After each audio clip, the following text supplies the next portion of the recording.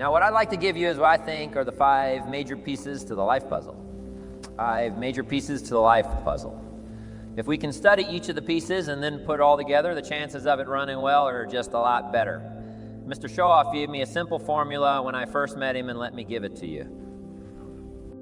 He said there's usually about a half dozen things makes 80 of the difference. There's about a half dozen wealth things, about a half dozen health things that can give you the 80 solution to the problem. Then Mr. Showoff said be a student of those half dozen basic things. Pretty good advice. Success is not doing extraordinary things. Success is doing ordinary things extraordinarily well. So if you just learn to do it well, key things well. Learn to speak well. Poor people can talk and rich people can talk. Well, it looks like rich people will talk better. Learning to speak is called survival. Learning to speak well is called success. So let me give you what I think are fundamental pieces to life, and we'll take it from there. Here's the first one, philosophy. Philosophy in very simple terms is simply what you know and what you know greatly affects how your life works out. We might also add what you don't know greatly affects how your life works out. The idea you miss could be the missing number and trying to put the numbers in the lock. So what you don't know will hurt you, to correct an old cliche. And to correct another one, ignorance is not bliss. It's important to know. It's important to get the information. Now we do something very important with what we know. We weigh it. That's another good word, we weigh. Weigh everything before you do it, before you buy it, before you try it. Make sure you weigh it, everything you get ready to do. You get to decide whether it's a major or a minor. And you don't want to give minor things major time. You don't want to give something insignificant, significant amounts of your energy. So we simply use the phrase, weigh before you pay. And sophisticated people learn to weigh everything. And what we all need is a good set of mental scales to weigh everything. What if you got information and your mental scales were often insignificant things to you were significant? Wouldn't that be a major handicap the rest of your life? When you weighed something, important things weighed unimportant. We would call that a great handicap. So it's very important to weigh everything properly. And that's the reason for sermons and songs and lyrics and lectures and seminars and conversations and professors and teachers. And it's one of the reasons why we confer. We converse with each other and we debate. And we think about and we ponder and we perceive and we weigh. And we try to find out where the values are, because you don't want to proceed and give big chunks of your life to something that's insignificant. Okay. So we get information, we weigh it. Then we come to conclusions about values. Big question, informing your life, where are the values? What is important? What should weigh heavy on my mind? And I should give it significant time and significant energy and significant money. Shell said to me, poor thinking habits keeps most people poor, not poor working habits. Most people work hard, but they don't think hard. They don't use their mind to really try to perceive where the values are so that they don't waste any time. It's easy to spend big chunks of your life on insignificant things. It's one of the major pieces of the life puzzle. What you think about knowledge, how you weigh it, the conclusions you come to, the values you've perceived thinking. If you really want to help somebody change their life, you have to start changing their mind. Change their philosophy, change how they think. Somebody said, well, just motivation. That'll do. And the answer is no, motivation won't do it. And if a guy's an idiot, then you motivate him. You got a motivated idiot, say no, that's not what it takes. Now it's very easy to make errors in judgment. Errors in judgment. I'm now the teaching people, even after they're out of school, university, college. They should read at least 1 or 2 books a week. It's easy when you get out of school, right, and get a job to just sort of let that all slide, not keep up the learning process. But if you don't keep up the learning process, a lot of values become fuzzy. If you don't keep trying to perceive what's important, what's not important, and then start spending major effort on minor things. So we have to keep learning. What if a guy spent his book money on donuts, right? We would call him greatly deprived mentally. In 10 years, the guy's bought 2 tons of donuts and only 2 books, right? Mostly with pictures, right? And why his life isn't working? Well, reason. After he got out of school, he didn't keep up the flow of ideas that can help to refine your business and help to refine your decisions and help you come to better conclusions. You've got to keep up the learning curve even if you're out of school to make sure that you're not making errors in judgment. The reason why most people wind up average at age 40 instead of rich is simply an error in judgment. about what to do with your money. What would you suggest a 15-year-old start as a plan to do with their money so that by 40 they're rich instead of average? Got to have a good plan, right? If you start making errors early with your money, those errors can make your life mediocre instead of rich. You wind up with pennies instead of fortune, and you wind up with crumbs instead of a feast, simply because early you made errors on what to do with your money. The guy says, well, it's only $10. So what does it matter what I do with it? And the answer is it. That's when it really matters, is when you don't have much. The guy says, oh, if I had a fortune, I'd really take good care of it. But I've only got a paycheck, so I don't know where it goes. We call those great errors in judgment. It's so important to make sure you've got a good plan. When the amounts are small, but it's easy to make errors. It's easy not to know. It's easy to miscalculate. And if you miscalculate some things, keep adding and adding and adding. I got a good phrase for you. Life is accumulated. Good phrase to know life is accumulated. Our errors either accumulate into what we don't get, or our wise decisions accumulate into what we do get. Now, the key is to correct the errors as early as possible. Fortunately, Mr. Soph caught me at age 25. Started asking me major questions at age 25. He said, Mr. Rohn, how long you been working? And I said, I've been working 6 years.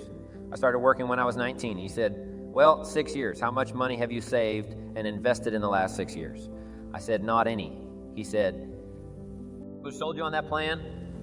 Wow, 6 years isn't enough time now to check and see if you've got a good financial philosophy. And the time to catch the errors is early. So Mr. Schoaf started asking me those tough questions at age 25. How about your money? How about your resources? How about your investments? And you say, well, I've got plenty of time to worry about that. I'd be concerned about that later.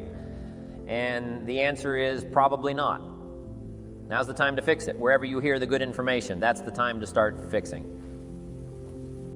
Well, we're teaching kids now a good wealth philosophy starting at age 5,015. We'll make you wealthy by age 4,045 at the latest. If you're a little slow, start doing wise things with your resources. When?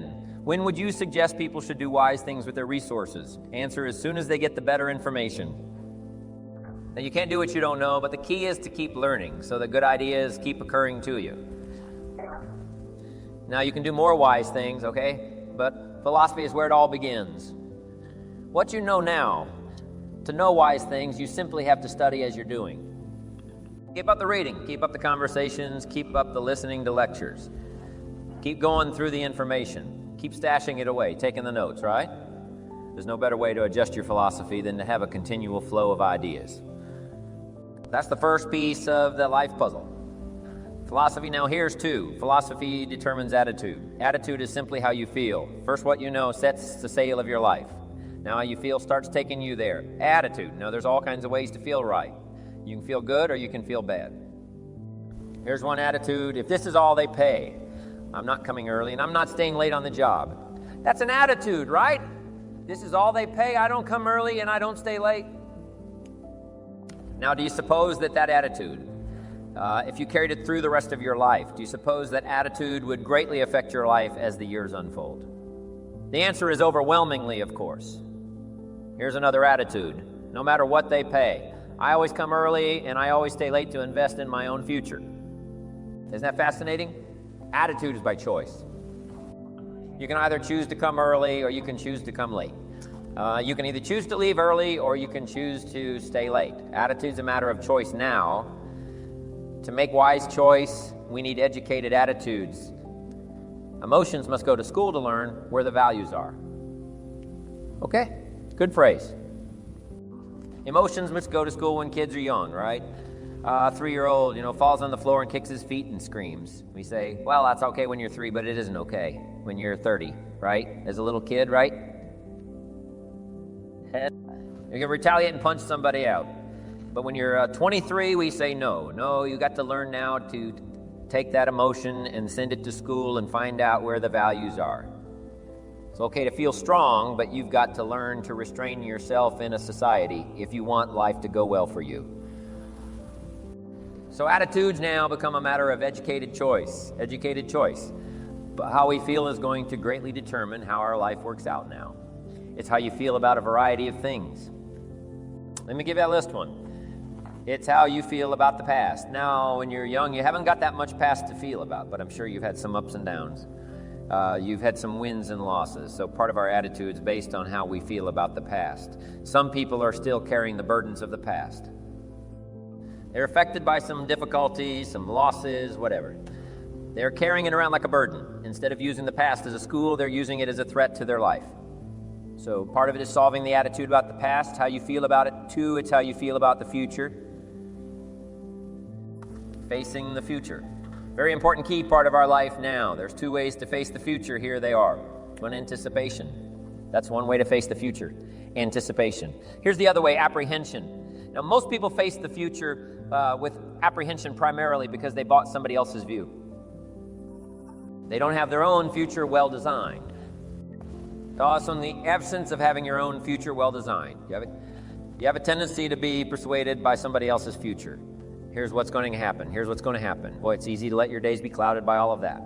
So someday, somewhere along the line, you've got to start settling for sure. How you feel about the future and how you feel about it greatly determines what you do. If you don't feel good about the future by having goals set, you take what we call uncertain steps. It's difficult to be confident about the day if you don't have your future well designed. So here's one of the keys to do about your future. Set goals. Write them down. Design the future. Where do you want to go? What do you want to do? What do you want to be? What do you want to see? What do you want to have? What do you want to share, even if it all changes 12 months from now? The key is to start making a list now. The cities you want to visit, the people you'd like to meet, your health goals, your investment goals, all that stuff. Start writing it, putting it in a journal somewhere, and let it all change as time unfolds. Something that you think is very important right now, 2 years from now, you'll say, that was kind of foolish. How come? I thought that was so important, right? Because you'll grow beyond that. But right now, it's important to get as clear a picture of you can as you can of the future. Set your dreams, set your goals. As it's important. How the day goes is greatly determined by your confidence about the future. Now, here's another attitude. It's how you feel about each other. It's how you feel about society, in the community, in the country. It's very important. It's not that difficult to be a cynic, and cynicism greatly influences how your life works out. But it's also important to understand that if you want to do well, it takes all of us to help each of us. Good phrase. It takes all of us to help each of us do well. You can't succeed by yourself. It's hard to find a rich hermit. You can't succeed by yourself. You need a market. You need a society. We need each other's ideas. We need each other's collective ideas. Collective participation in the marketplace, society. Okay, so how we feel about each other, very important. Now here's the big one. It's how you feel about yourself, how you feel about yourself, self-esteem, understanding your own value, boy. If new discovery starts to unfold for you, that you've got the brains, you've got the talent, all you need is instruction. All you need is some coaching. All you need is some help. All you need is some advice, some experience. If you're headed down the wrong road, hopefully somebody's already been down that road where the bridge is out and they come back saying, don't go this way anymore, the bridge is out. So we take somebody else's advice and we say, wow, I'm glad you came along. I'm heading down this road. So learning from other people's experiences, picking up all the ideas so that we can feel good about ourselves. Now, self-esteem primarily comes from engaging in the disciplines that lead to value. Self-esteem comes from engaging in the disciplines that lead to value. We don't lack potential, but to bring value from potential, we need the disciplines. Now, one of the major things that makes us not feel good about ourselves is not engaging in the disciplines. If you keep letting yourself off the hook or just humming it and letting it all slide, then you don't feel good about yourself. Best is the ant philosophy, right? To feel good about yourself. Do your best. Gather all you can during the summer. When we call it the ant philosophy. Ants don't settle for half. They go for all you possibly can. Do the best you can. It's the greatest lift to self-esteem, is doing the best you can. Okay, so attitude plays such an important part in the 5 pieces of the life puzzle. Now what's next? Number 3, first is philosophy, second is attitude. Philosophy and attitude determines activity. Activity is what you do. Key phrase, success is a doing. You actually now have to do it. It seems as though God has designed that the major part of the value of our life is left to our own mental genius. You've got to decide what you want to become. Then you simply have to go do it. engaging in the disciplines. So the activity part is so important. How hard should you work when you get ready to labor, when you get ready to try to be successful in the marketplace? How many days should you spend? How hard should you work? Well, let me give you an Old Testament phrase to consider. It says 6 days activity, 1 day rest. And that's called all the philosophy on activity, right? What should be the ratio of rest to activity? Old Testament suggests 61. Now I know that goes back a long way. Some people said, no, 61 is old-fashioned, 5-2 is better. Well, you got to take a look at 5-2 and see if it's okay. You don't just want to buy somebody's philosophy without seeing if it leads to fortune and if it leads to unique things. Wonderful. It's probably good, but you have to check out if 52 is okay. Would 43 be better? I don't know. You got to check everything. I do know this good phrase: don't rest too long. I got a good point for you. Make rest a necessity, not an objective. The objective of life is not to rest. The objective of life is to accomplish, to growth, full accomplishment. Test the outer limits of your abilities. That's what life is all about. See what all you can do. That's what life's all about. See what you do with the seasons and the soil and the seeds. See what you can do with your brain. See what you can do with your talent and your gifts and your skills. That's what life's all about. See what you can do now. We need rest, but you must make rest a necessity, not an objective. If you make it an objective, you start falling into what we call the average syndrome, right? People who live mediocre lives are always looking forward to getting off. Successful people are always looking forward to getting on. Successful people don't want off, they want on, they want to get on with the job. They rest only enough to gather strength. So consider that in your argument, in your debate on how hard should you work. Let me give you another Bible philosophy. My parents made sure I was a pretty good scholar by the time I was 18, and I'm an amateur on the Bible.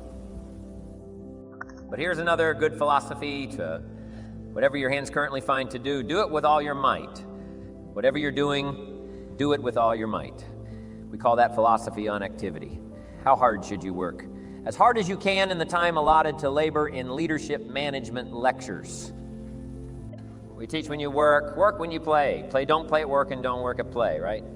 Make best use of your time. When you're working, pour it on. And when you're playing, have a good time, but don't play at work.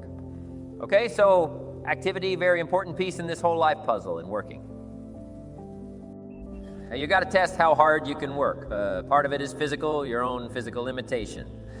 Some people can take 14 hours, no problem. Some people 10 stretches, pretty much their physical limitation. So everybody has to sort of decide how hard you can work, how much time you can put in when you come to university, right?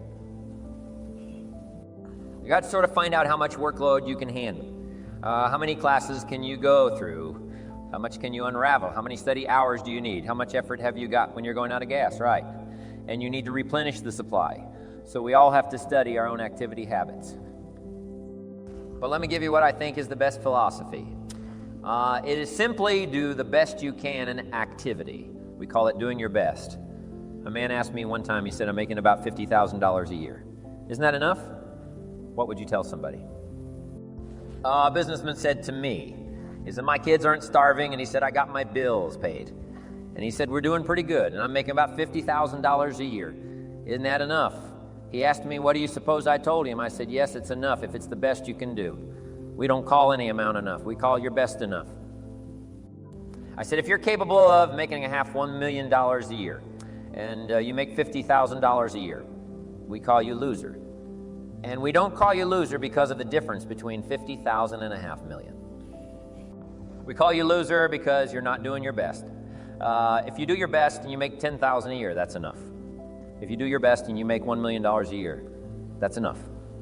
Enough is not the difference between 10,000 and 1,000,000. Enough is simply doing the best you can. So that's the key to the good life. When the day is finished, if you say, did I do my best? And if I'm not doing my best, why not? Do I have? I got some errors in my philosophy that says, hey, half effort's okay, just slide by ho-hum it. Cross your fingers and everything will work out. Hopefully say no. I don't want to take those kind of chances. I don't want to drift. Okay, so activity, just put a big question mark on activity and say, here's a major piece of life to keep checking. Make sure I'm doing my best. That's all I require. My best. A group of psychiatrists asked me to come and lecture for them in Los Angeles one time, which I thought was interesting since I only went to 1 year of college. And then in the middle of my lecture, I had the audacity to say, ladies and gentlemen, let me tell you what I think most messes with the mind. They said, what do you think most messes with the mind? I said, I think what most messes with the mind is simply doing less than you can. It sets up all kinds of psychic problems. Doing less than you can guess when you really feel good about yourself. When you've done the best you can, you don't even have to win the full price. If you do the best you can, we call that the ultimate winning. Doing the best you can. Wow. There's nothing like the soaring self-confidence that comes from putting out what we call full effort in whatever you do. It's called full effort, philosophy, activity, attitude leads to full results. And that's what life is all about. Putting the first three together, good philosophy, attitude, high activity, they get the ultimate called results. I got a good phrase for you. Results is the name of the game. Now, the challenge of life is a very simple phrase. Let me give it to you. I think you'll find it interesting to at least ponder. The challenge of life is to make measurable progress in reasonable time. Measurable progress in reasonable time first. We don't want to be unreasonable with time. If you and I agree to do something 5 minutes later, I'm asking you, how are you doing? You say, I haven't left the building yet.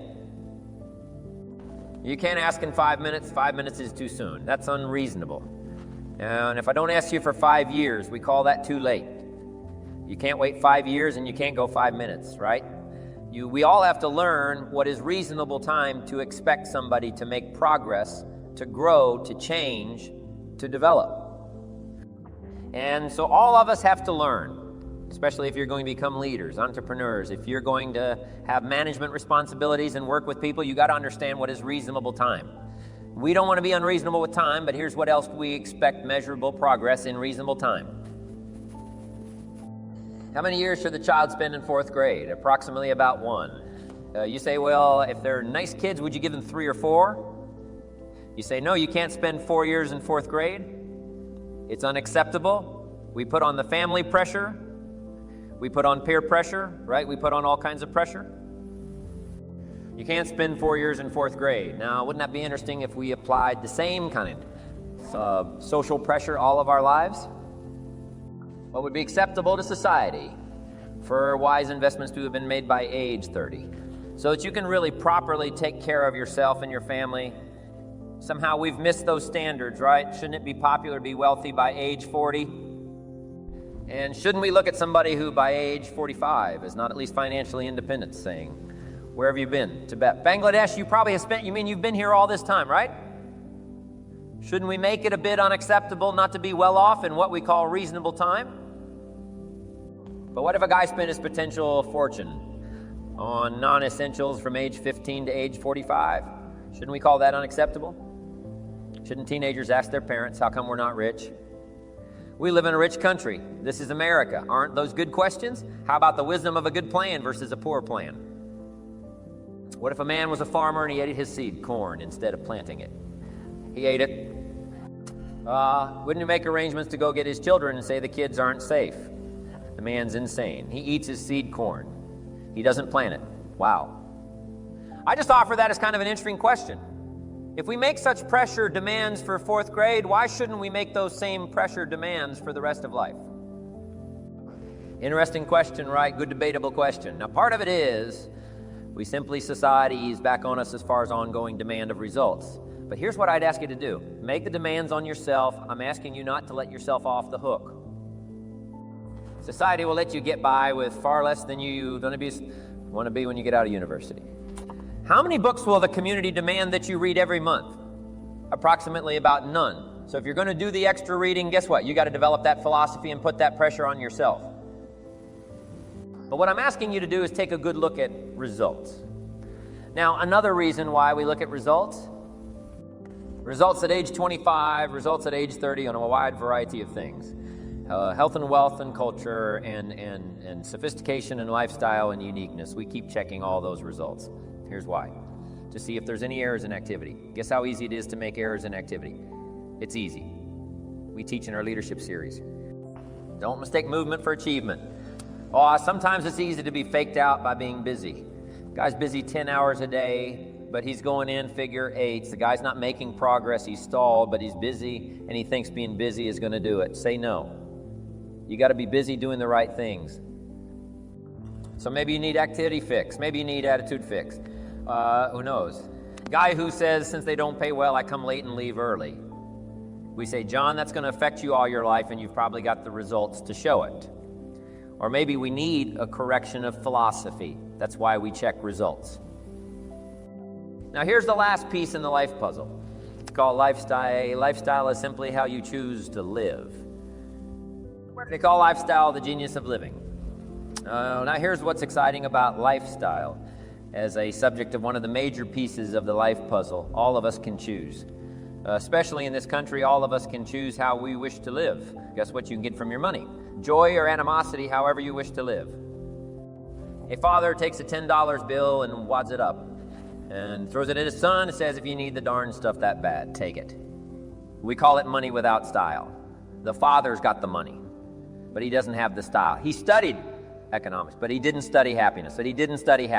So let me give you the phrase, happiness is an art, not an accident. Some people have figured out things economically, but they haven't figured out lifestyle to live well. Culture is a study. It's not an amount. Somebody says if you have an amount of money, you'll be cultured. And the answer is no. Cultured is a study. Cultured culture is a refinement of the mind. To be cultured, you must study culture and practice culture. Money doesn't solve the culture challenge. Money doesn't solve the happiness challenge. To be happy, you got to study and practice happiness. And Mr. Shove taught me all the simple ways to get joy from substance. A sophisticated gentleman knows that a rose on time is more valuable than $1,000 gift. Too late. It's not the amount that counts, it's the genius that counts. It's the ideas that count. So here's what I'm challenging you to do: how to be happy with what you've got while you pursue what you want. And I'll give you time to make a note of that phrase, because I think it's so important to wrap it up. How to be happy with what you've got while you pursue what you want. So I would challenge you in the last piece of the life puzzle. Find ways to live uniquely. Now, if you look at your life on all these 5 pieces, this is why I'm asking you to just go back through and review these notes. How am I doing on philosophy? Are there some things I don't know? Am I making some errors in judgment that's going to bring me to no good end, right? 3 years from now, 5 years from now, key phrase, 10 years from now, you will arrive. The question is where? Good question, where? And the follow-up is, now's the time to fix the next 10 years. Now's the time to fix the next 10 years. And hopefully with discussion of these 5 subjects, we've given you some viewpoints, at least from my experience. And hopefully I've done a little coaching here today, and you can take these subjects and debate them and talk about them and think about them, and they'll help you with life in the future.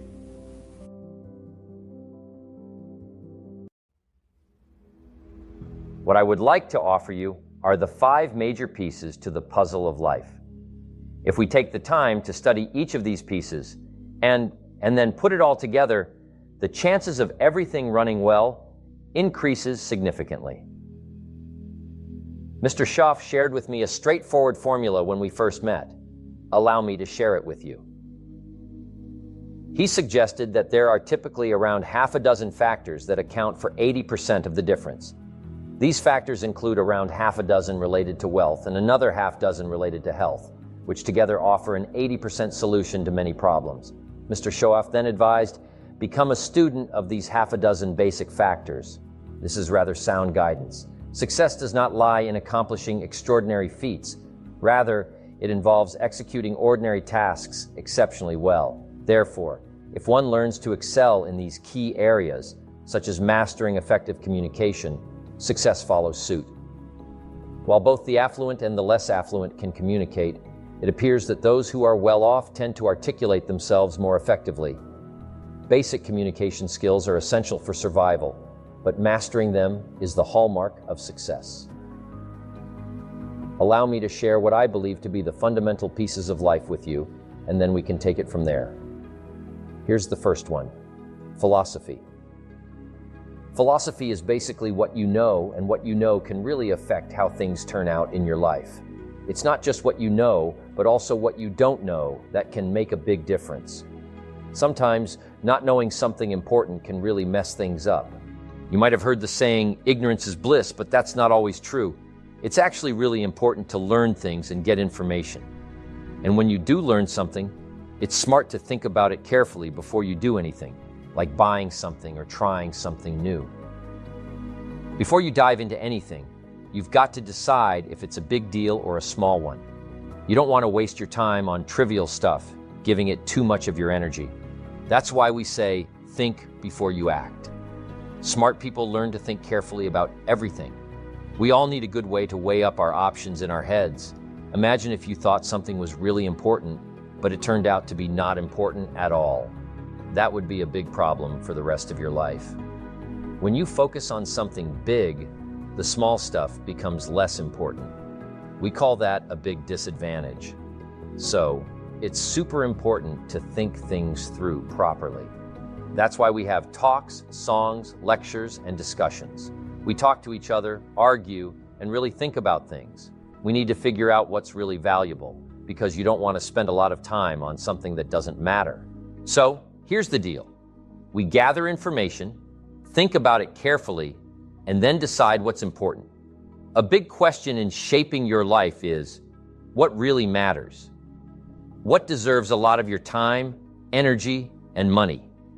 Trump once told me, it's not just about working hard. It's about thinking smart. Many people work hard, but they don't think hard. They don't use their minds to figure out what's truly valuable, so they end up wasting time on things that don't really matter. Figuring out what's important is a major piece of the puzzle of life. What you think about what you know, how you think about it, and the values you believe in. If you want to help someone change their life, you've got to start by changing their mindset, their philosophy, and how they think. Someone might say, just get motivated, that's all you need. But that's not true.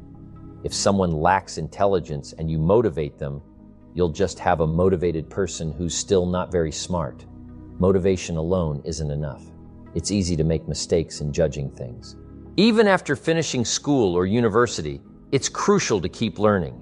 You should aim to read at least 1 or 2 books every week.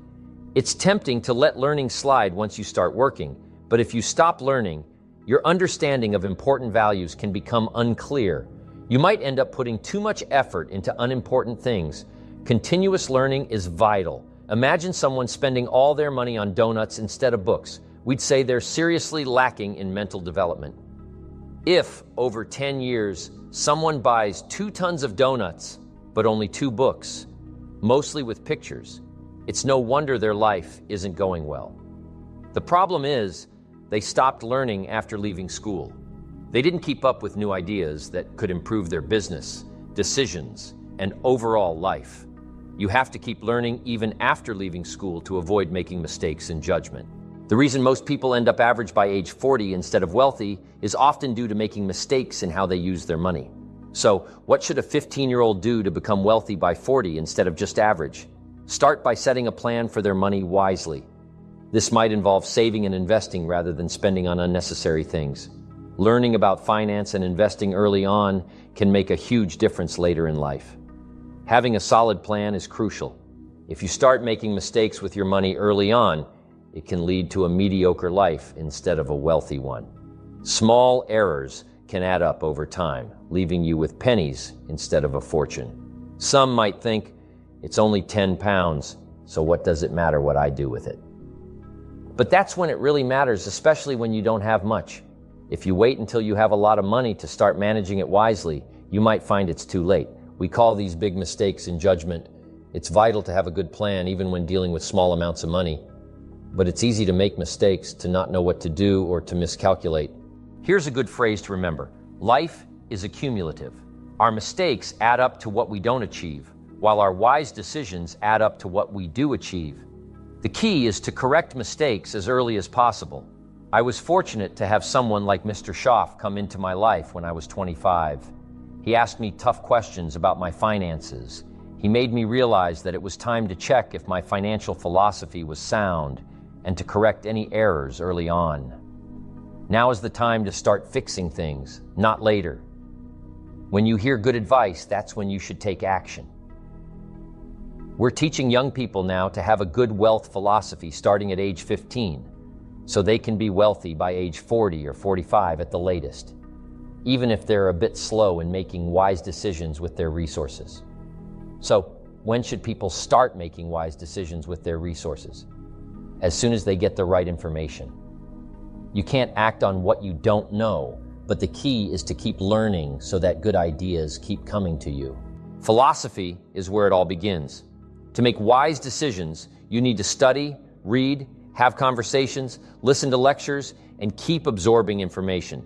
There's no better way to shape your philosophy than by constantly exposing yourself to new ideas. That's the first step in the puzzle of life, having the right philosophy. Now, here's number 2, attitude. Attitude is simply how you feel. First, what you know sets the sail of your life. Then, how you feel starts guiding you there. There are various ways to feel, aren't there? You can feel positive or you can feel negative. Consider this attitude. If this is all they pay, I'm not coming early and I'm not staying late on the job. That's a specific attitude, isn't it? If this is all they pay, I don't come early and I don't stay late. Now, do you think that if you carried this attitude throughout your life, it would significantly impact your journey as the years pass? The answer is undoubtedly yes. Another perspective is, no matter what they pay, I always come early and I always stay late to invest in my own future. Isn't that intriguing? Attitude is a matter of choice. You can opt to arrive early or late, leave early or stay late. It's all about choice. To make wise decisions, we require educated attitudes. Emotions need to be educated to comprehend where the true values lie. It's like sending emotions to school. When children are young, a 3-year-old may throw a tantrum, but we accept it as part of growing up. However, it's not acceptable when you're 30. When you're young, you may react aggressively, but as you mature, you're expected to learn to control your emotions and understand societal norms. Attitudes are now a matter of educated choice. However we feel will significantly influence the course of our lives. Now, it pertains to our feelings towards a variety of aspects. Allow me to present you with a list. Firstly, how you feel about the past. When you're young, your past experiences may not be extensive, but I'm certain you've encountered some highs and lows, victories and defeats. Consequently, a part of our attitude is shaped by our emotional response to the past. Some individuals still carry the burdens of their past, being affected by past difficulties and losses. They carry these burdens as if they were a heavy weight, rather than using the past as a learning experience. Instead of viewing it as a school of lessons, they see it as a threat to their present life. Therefore, part of the process involves addressing our attitude towards the past and how it affects us emotionally. Secondly, how you feel about the future. Facing the future is a crucial and integral part of our lives. Now, there are 2 ways to approach the future. Here they are: anticipation and apprehension. Anticipation is one way to look forward to the future. On the other hand, apprehension is another approach. Unfortunately, most people tend to face the future with apprehension, mainly because they have adopted someone else's perspective. Without having their own well-designed future plan, they are easily swayed to embrace someone else's vision. This is what will happen.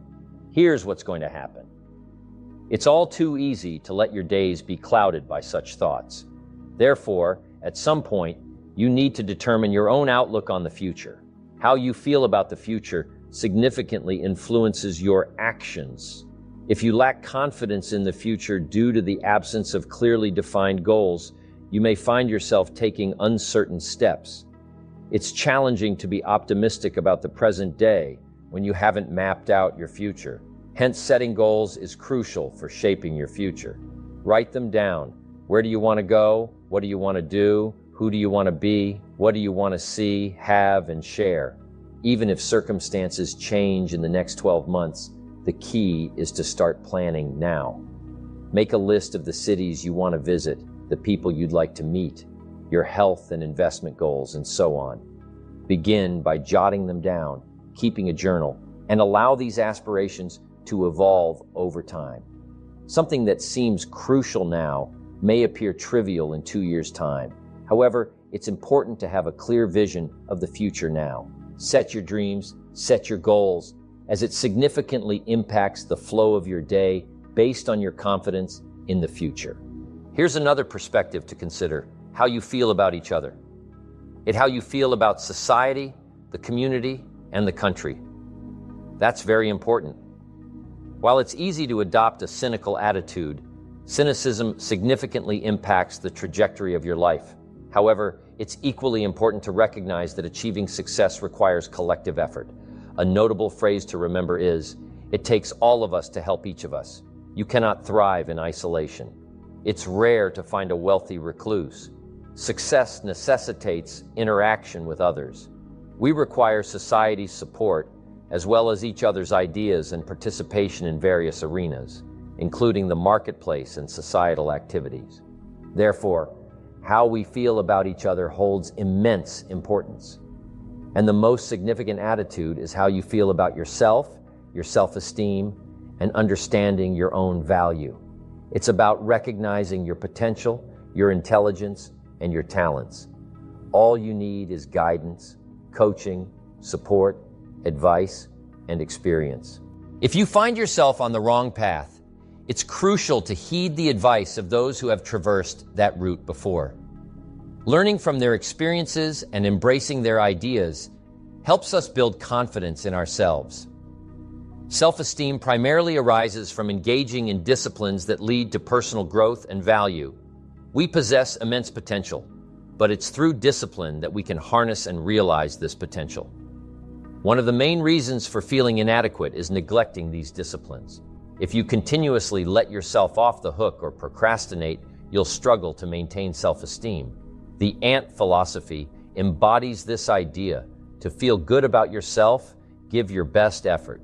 Just like ants, who tirelessly gather resources during the summer, aim to maximize your efforts in every endeavor. Strive to give your all, as it's the most effective way to boost self-esteem.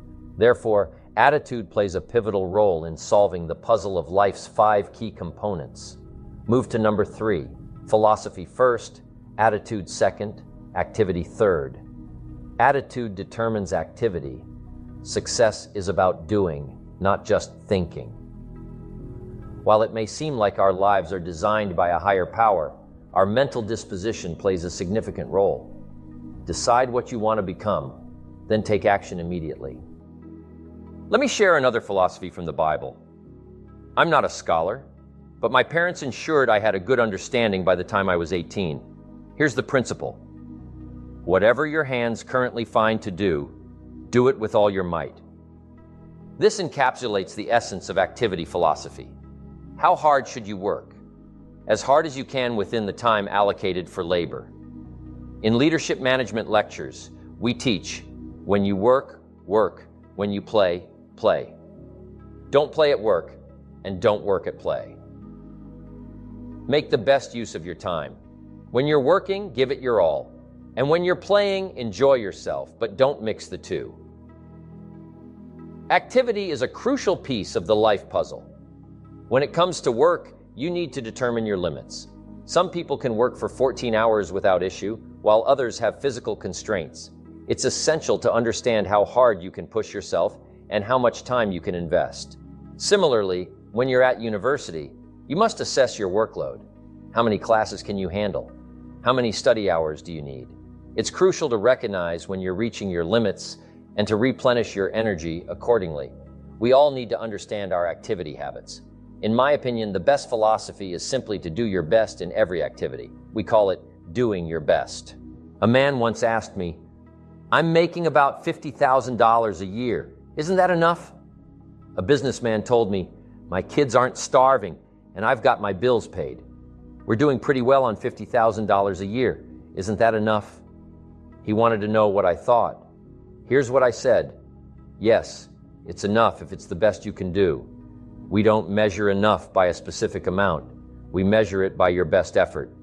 I explained further, if you're capable of earning $500,000 a year but settle for $50,000, that's where the issue lies.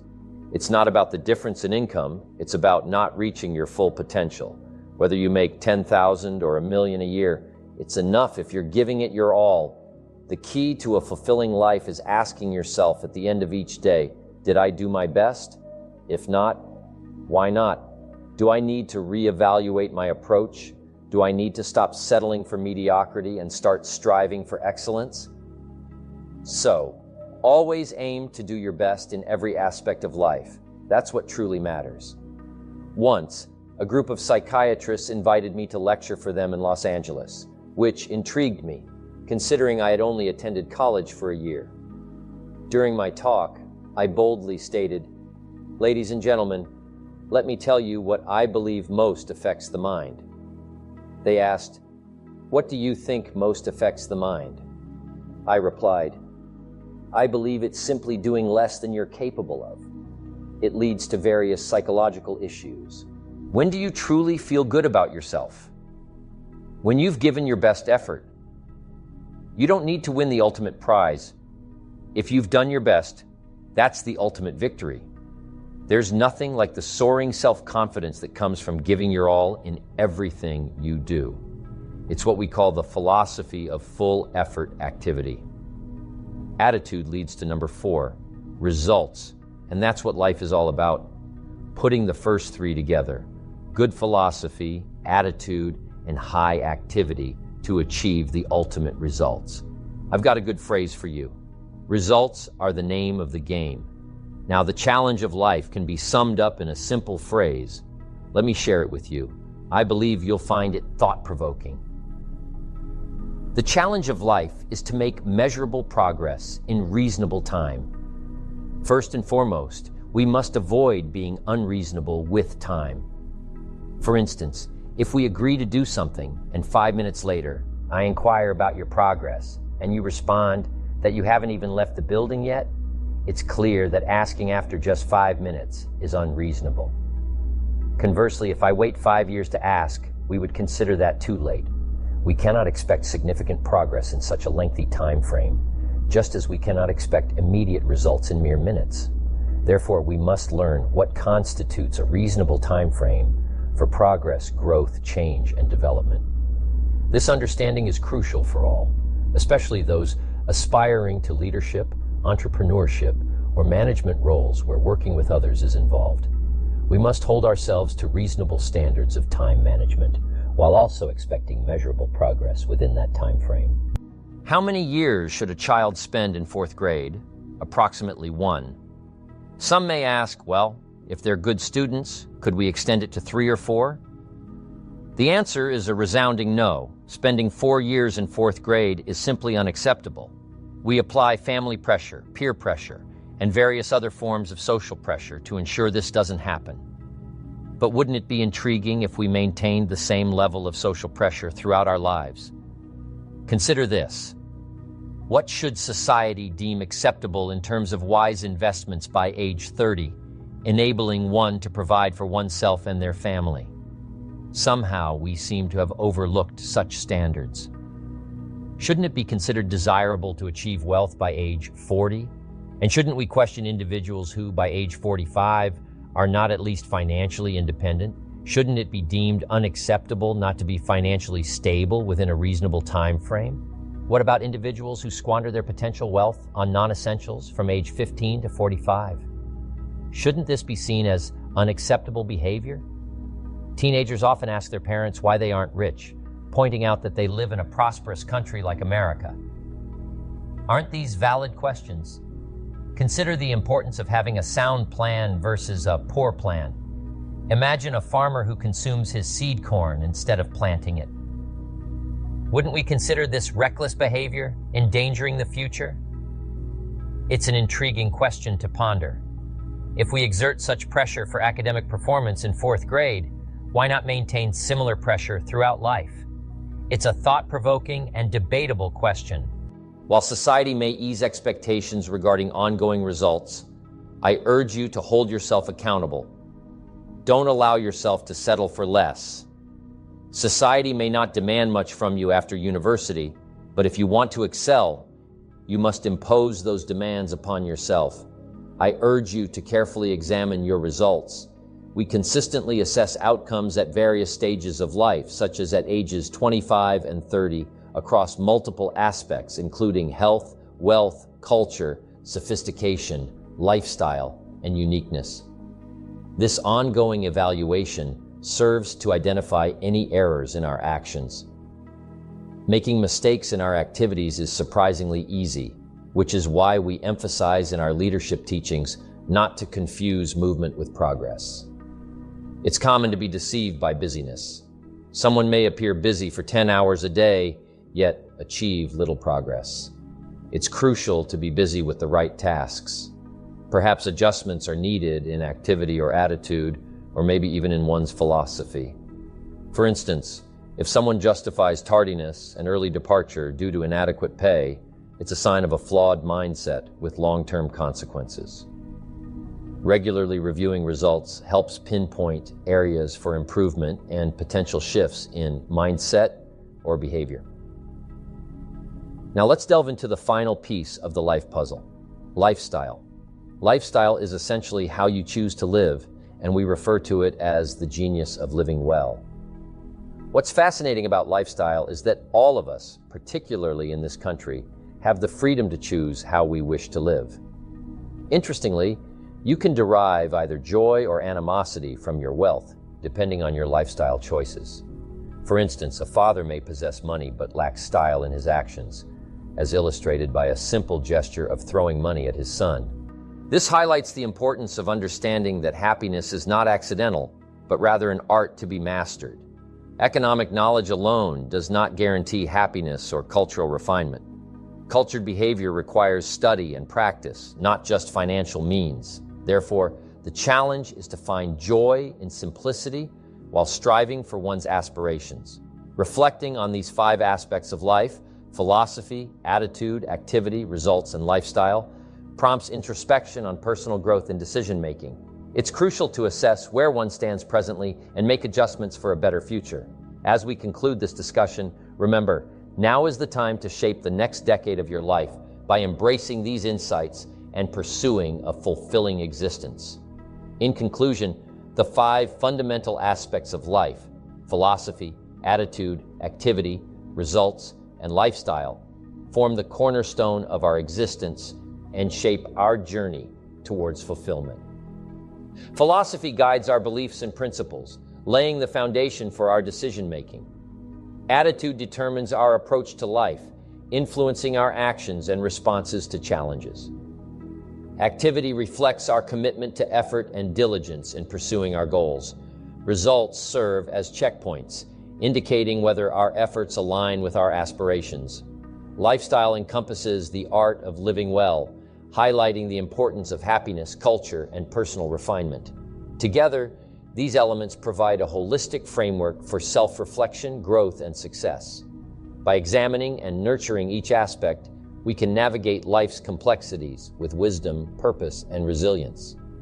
Thus, embracing these fundamentals empowers us to lead meaningful and fulfilling lives, enriching our experiences and contributing positively to the world around us.